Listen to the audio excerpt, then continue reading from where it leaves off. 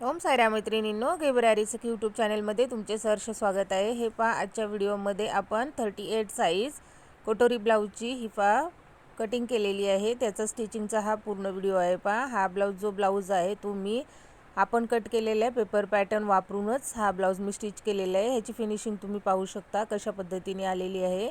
एकदम जॉइंट तुम्ही पाहू शकता। मागचा गळा, फिटिंग, समोरची बाजू पूर्णतः रेडी झालेला आहे। याची पूर्ण सविस्तर कटिंग जी आहे ती कशा पद्धतीने करायची, ब्लाऊजवर मापे कशा पद्धतीने घ्यायची, त्यानंतर आपले पेपर पॅटर्न कशा पद्धतीने वापरायचे याविषयी पूर्ण व्हिडिओमध्ये सविस्तर माहिती दिलेली आहे। व्हिडिओ नक्की शेवटपर्यंत पाहायला विसरू नका। चला तर आता आपण काय करणार आहोत, आता पुढच्या भागाची पूर्ण जी आपण कटिंग केलेली होती पहा, बॅक पार्ट फ्रंट पार्ट, आपली जी 28 ते 48 ची सिरीज होती त्या सिरीजमध्ये मी तुम्हाला दाखवलेली कटिंग आपण इथे आता वापरणार आहोत पहा। चला तर आता सर्वप्रथम पाहूया आपण ब्लाऊजचे वर आपण मेजरमेंट कशा पद्धतीने घेऊ शकतो। आता मेजरमेंटला हा आपल्याकडे ब्लाऊज आलेला आहे 38 साईजचा। आता ह्याची तयार उंची जी आहे ती पहा 14 इंच आहे। आपण आधी मापे घेऊया आणि त्यानंतर पेपर पॅटर्न वापरून कशा पद्धतीने कटिंग करायची त्याविषयी सविस्तर माहिती जी आहे ती या व्हिडिओमध्ये आपण पाहणार आहोत। त्यानंतर पहा, आता इथे काय केलेलं आहे, व्यवस्थित असं आपण बॅक पार्ट जो आहे तो मोजून घेतलेला आहे, मागील भाग मोजलेला आहे। त्यानंतर आता समोरील भाग कशा पद्धतीने मोजायचा आहे हे आपण आता पाहूया। हे पहा, या टोकापासून या टोकापर्यंत आपल्याला सरळ असं मेजरमेंट टेप ठेवून घ्यायचं आहे। तर इकडे भरलेली आहे आपली 19 म्हणजे 19चा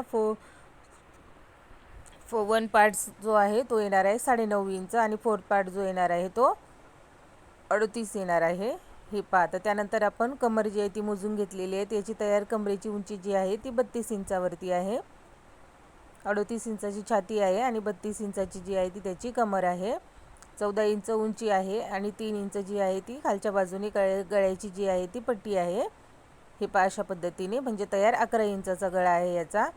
समोरचा गळा आता आपण मोजून घेऊया इथे। हे पहा, व्यवस्थित असं टेप ठेवून घ्यायचं आहे आणि अशा पद्धतीने फोल्ड करून घ्यायचं आहे पहा। तर इकडे तयार जो गळा आहे तो 6.5 इंचावरती येणार आहे पहा। हे पहा, अशा पद्धतीने 6.5 इंच आहे ती तयार गळ्याची उंची आहे समोरच्या भागाची, आणि मागच्या भागाची आहे ती 11 इंचावरती आहे। याची बाहीची लांबी जी आहे ती पहा 5.5 इंचावरती आहे दाखवल्याप्रमाणे व्यवस्थित असं। आणि बाहीची फिटिंग जी आहे ती पहा आपल्याला इथे मोजून घ्यायची आहे। बाहीची फिटिंग जी आहे ती 6.5 इंचावरती आहे। 38 चेस्टच्या मापाचा हा ब्लाऊज आहे पहा। आता आपण याची पेपर पॅटर्न वापरून कटिंग करणार आहोत। आता तुम्ही कटिंग करताना सर्वप्रथम अस्तर पहा, अशा पद्धतीचं आपलं असतं जेव्हा आपण घेऊन येतो दुकानातनं। त्यानंतर तुम्ही कुठल्या पद्धतीने घडी घालता त्याची जी घडी घालण्याची जी पद्धत आहे, म्हणजे जेणेकरून आपल्याला बाही कटिंग करताना कमी पडू नये त्यासाठी पहा मी कुठली पद्धत वापरते। हे पहा, मी जे आहे ते आपलं अस्तर खोलून घेतलेलं आहे। ज्या बाजूने बॉर्डर आहे त्याला त्या बाजूने पहा व्यवस्थित असं घडी टाकून घेतलेली आहे। जशी अस्तरची घडी असते सेम तशी नाही वापरायची। तशा पद्धतीने जर कटिंग केली तर आपल्याला बाहीला कपडा कमी पडू शकतो। त्यामुळे पहा, या पद्धतीने जर तुम्ही घडी टाकली अस्तरची तर बाही ज्यावेळेस आपण कट करतो त्यावेळेस आपल्याला कपडा कमी पडत नाही पहा। ही खूप सोपी पद्धत आहे। या पद्धतीने नक्की कटिंग करून पहा तुम्ही। अशा पद्धतीचं अस्तर फोल्ड करायचं आणि कटिंग करायची आहे। त्यानंतर पहा, आता 38 छातीच्या मापाचा जो ब्लाऊजची पेपर कटिंग जी मी तुम्हाला दाखवली होती सेम तीच यूज करणार आहे मी इथे। आता कशा पद्धतीने यूज करायची आहे पहा। आता याच्यामध्ये जास्त काही चेंजेस आपल्याला करायचं नाही आहे। ह्याची तयार उंची 14 इंच आहे। आपलं पेपर पॅटर्नही 14 + 1 15 इंच बरोबर आहे। तर जसं आहे तसं आपल्याला सेम टू सेम ठेवून घ्यायचं आहे आणि व्यवस्थित आहे तसंच इकडे ड्रॉ करून घ्यायचं आहे। मी तुम्हाला कटिंगच्या वेळेस पण सांगितलेलं आहे पहा मैत्रिणींनो, तुम्ही ह्या साईजची पेपर पॅटर्नची जी आहे ती कुठल्याही साईजचा पेपर पॅटर्न तुम्ही कट करू शकता आणि कुठल्याही कस्टमरचं तुमच्याकडे ब्लाऊज आला तर तुम्ही तो वापरून नक्कीच ब्लाऊजवरती कटिंग करून स्टिच करू शकता पहा। कशा पद्धतीने करायचं असतं ते मी तुम्हाला आता इथे समजावणार आहे पहा। व्यवस्थित असं जसं आहे तसं आपण ॲज इट इज जसं आहे तसं आपण इथे बॅक पार्ट ड्रॉ करून घेतलेला आहे पहा दाखवल्याप्रमाणे। हे पहा, तयार उंची जी आहे ती आपली 14 + 1 इंच 15 इंच आहे। त्यानंतर पहा, आता 9.5 इंच जे आहे ते आपली फिटिंग लाईन येणार आहे आणि 1.5 इंच जे आहे ते शिलाई मार्जिनमध्ये जाणार आहे। व्यवस्थित अशा पद्धतीने घेतलं बरोबर 9.5 इंच जे आहे ते राहणार आहे। त्यानंतर पाहता याची कमर किती आहे 32 इंच। 32चा चौथा भाग येतो 8 चौक 32 + 1 इंच जे आहे ते आपलं टक्स पॉईंटमध्ये जाणार आहे इथे पहा दाखवल्याप्रमाणे, आणि 1.5 इंच जे आहे ते आपली शिलाई मार्जिन राहणार आहे। बरोबर आहे हेच आहे. थोडंसं कमरेच्या साईडने कमी किंवा जास्त होऊ शकतं, बाकी याच्या व्यतिरिक्त काही होऊ शकत नाही.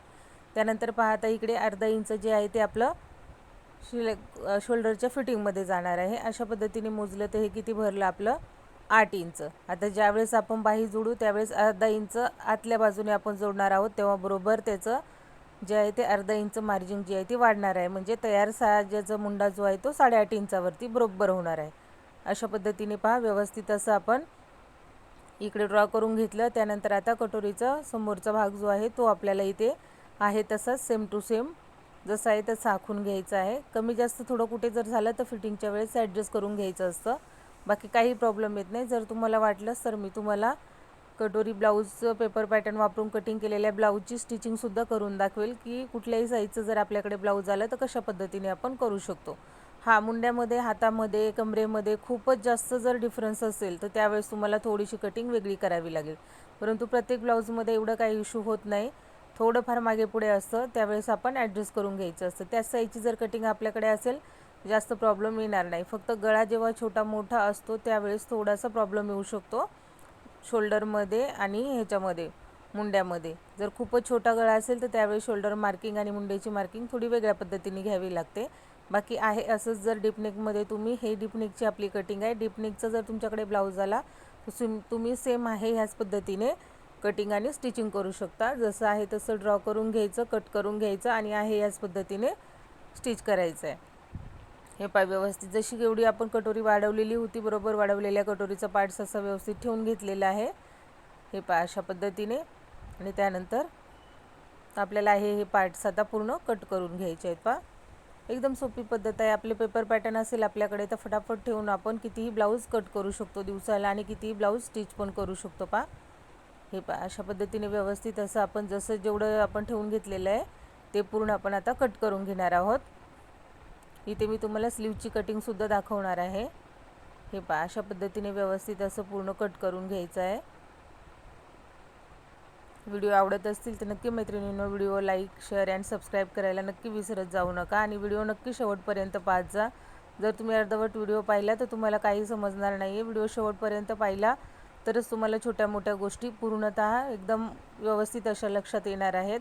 स्किप न करता पूर्ण व्हिडिओ पाहायचे आहेत मैत्रिणींनो, कारण याच्यामध्ये प्रत्येक जो पॉईंट आहे तो काही ना काहीतरी शिकण्यासारखा असतो. स्टिचिंगचे व्हिडिओ असेच असतात की ज्याच्यामध्ये आपण एकही पॉईंट मिस करणं चुकीचं आहे. एक जरी पॉईंट तुम्ही मिस केला तर तुम्हाला अडचण येऊ शकते.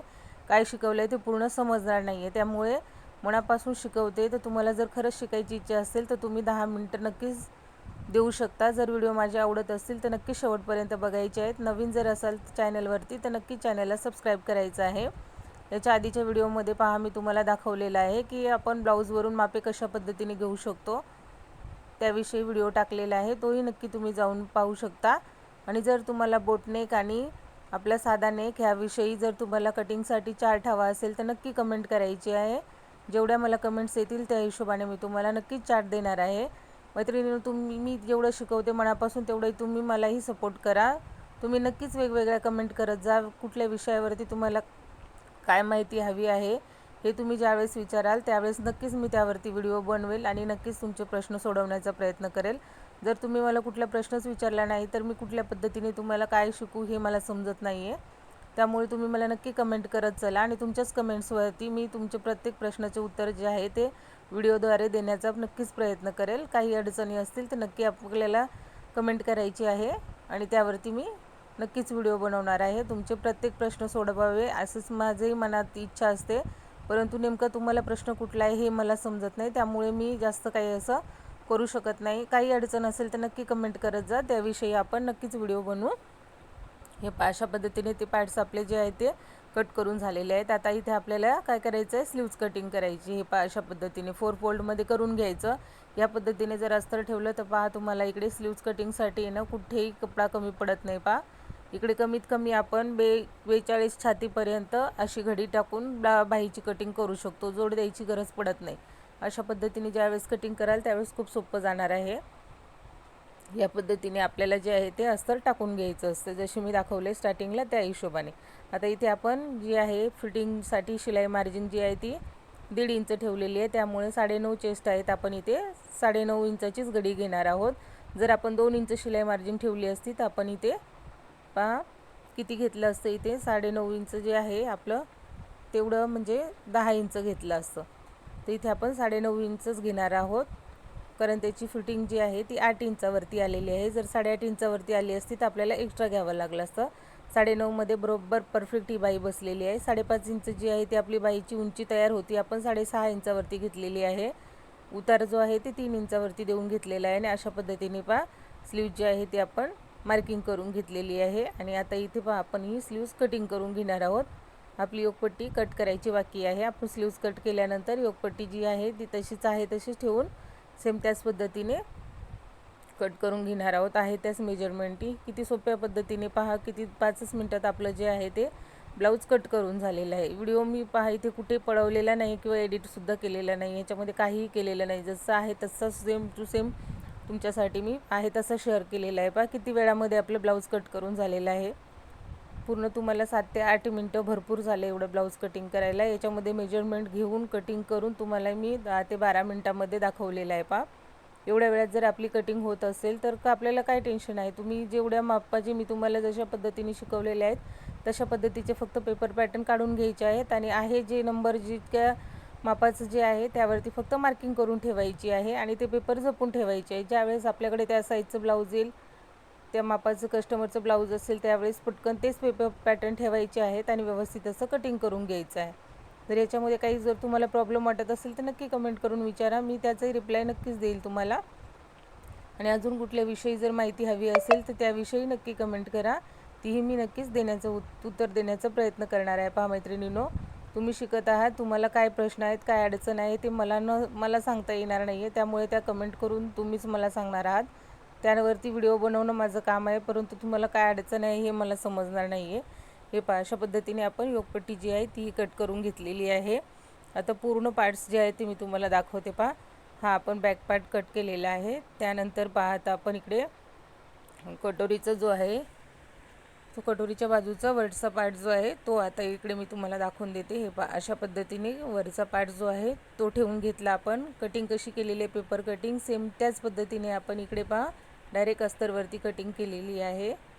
हे पहा अशा पद्धतीने जोडल्यानंतर कटोरी एकदम ॲक्युरेट बसणार आहे, मागे पुढे कुठेही होणार नाही आहे. पहा एकदम व्यवस्थित अशी आपली ही जी आहे ती कटिंग झालेली आहे. एकदम परफेक्ट असं ब्लाऊज आलेलं आहे, ज्याची फिनिशिंग तुम्ही स्टार्टिंगलाच बघितलेली आहे.